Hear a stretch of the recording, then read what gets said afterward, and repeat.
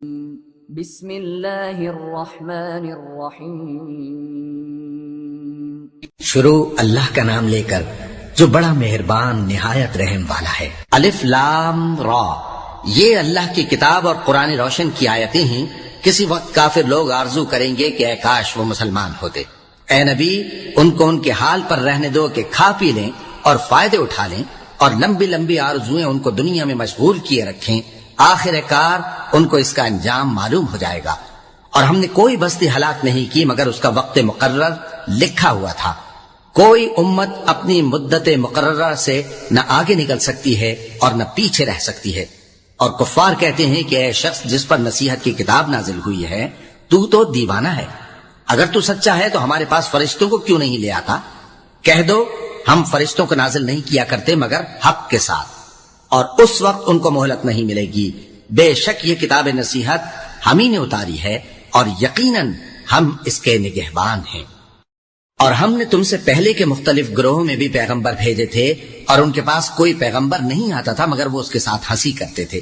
اسی طرح ہم اس گستاخی کو گناہگاروں کے دلوں میں ڈالے رکھتے ہیں، سو وہ اس پر ایمان نہیں لاتے۔ اور پہلے لوگوں کی روش بھی یہی رہی ہے۔ اور اگر ہم آسمان کا کوئی دروازہ ان پر کھول دیں اور وہ اس میں چڑھنے بھی لگیں تو بھی وہ یہی کہیں کہ ہماری آنکھیں باندھ دی گئی ہیں، بلکہ ہم پر جادو کر دیا گیا ہے۔ اور ہم نے آسمان میں برج بنائے ہیں اور دیکھنے والوں کے لیے اس کو سجا دیا ہے، اور ہر شیطان مردود سے اسے محفوظ کر دیا ہے۔ ہاں، اگر کوئی چوری سے سننا چاہے تو ایک روشن انگارہ اس کے پیچھے لپکتا ہے، اور زمین کو ہم نے پھیلایا اور اس میں پہاڑ بنا کر رکھ دیے، اور اس میں ہر ایک چیز اندازے سے اگائی۔ اور ہم نے تمہارے لیے اور ان لوگوں کے لیے جن کو تم روزی نہیں دیتے اس میں معاش کے سامان پیدا کیے، اور ہمارے ہاں ہر چیز کے خزانے ہیں، اور ہم اس کو بمقدار مناسب اتارتے رہتے ہیں۔ اور ہم ہوائیں چلاتے ہیں جو پانی سے بھری ہوئی ہوتی ہیں، سو ہم آسمان سے مے برساتے ہیں، پھر ہم تم کو اس کا پانی پلاتے ہیں، اور تم تو اس کا خزانہ نہیں رکھتے۔ اور یقیناً ہم ہی حیات بخشتے اور ہم ہی موت دیتے ہیں، اور ہم ہی سب کے وارث ہوں گے۔ اور جو لوگ تم میں پہلے گزر چکے ہیں ہم کو معلوم ہے، اور جو پیچھے آنے والے ہیں وہ بھی ہم کو معلوم ہے۔ اور تمہارا پروردگار قیامت کے دن ان سب کو جمع کرے گا، وہ بڑا دانا ہے، خبردار ہے۔ اور ہم نے انسان کو کھنکھناتے سڑے ہوئے گارے سے پیدا کیا ہے، اور جنوں کو اس سے بھی پہلے بے دھوئیں کی آگ سے پیدا کیا تھا۔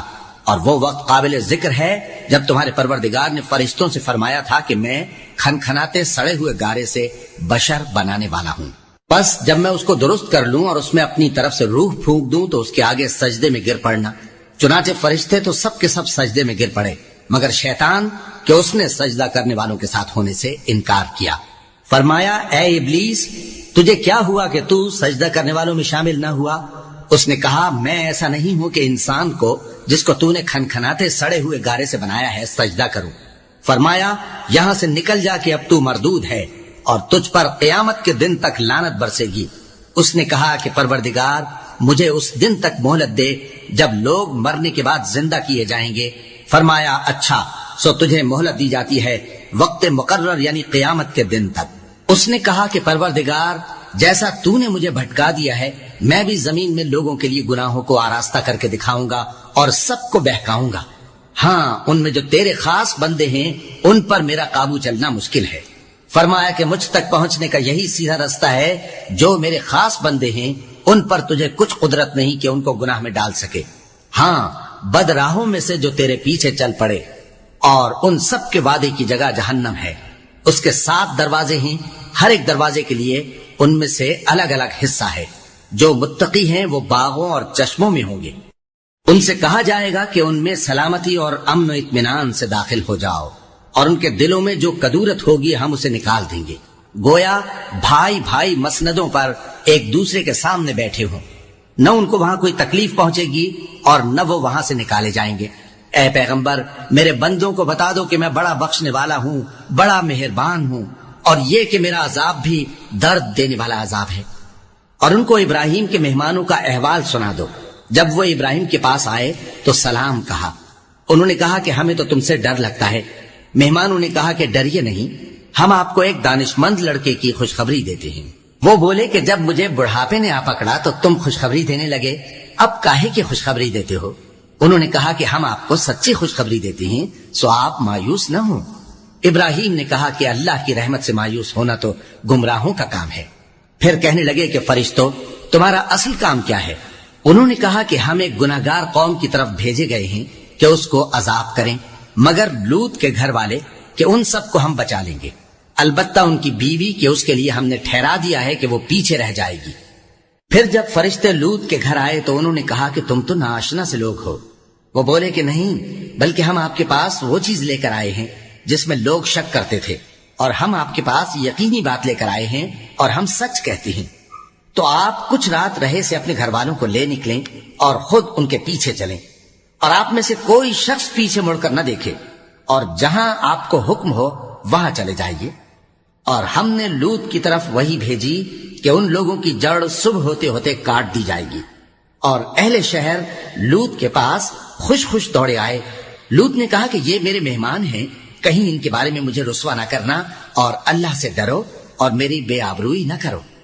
وہ بولے، کیا ہم نے تم کو سارے جہان کی حمایت و طرفداری سے منع نہیں کیا؟ انہوں نے کہا کہ اگر تمہیں کرنا ہی ہے تو یہ میری قوم کی لڑکیاں ہیں، ان سے شادی کر لو۔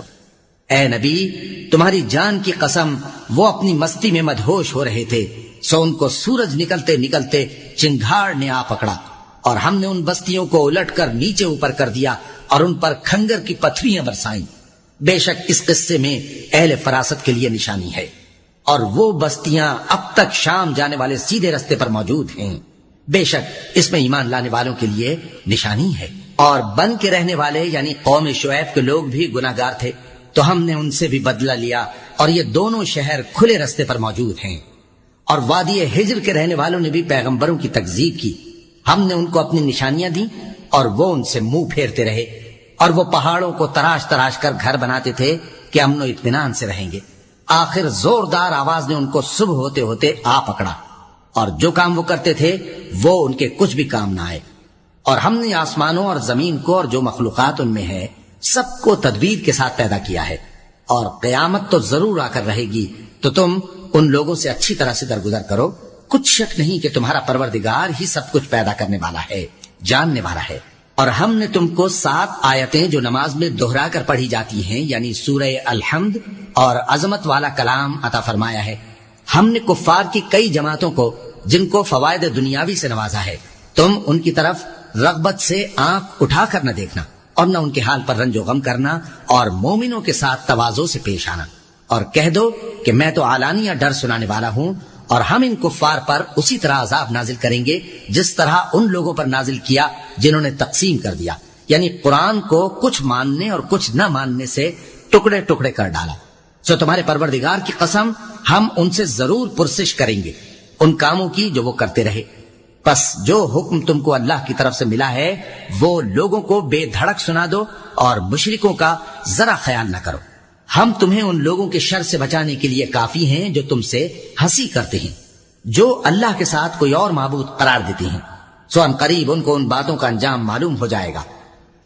اور ہم جانتے ہیں کہ ان کی باتوں سے تمہارا دل تنگ ہوتا ہے، تو تم اپنے پروردگار کی تسبیح کہتے اور اس کی خوبیاں بیان کرتے رہو، اور سجدہ کرنے والوں میں سے ہو جاؤ، اور اپنے پروردگار کی عبادت کیے جاؤ یہاں تک کہ تمہاری موت کا وقت آ جائے۔ صدق اللہ العظیم۔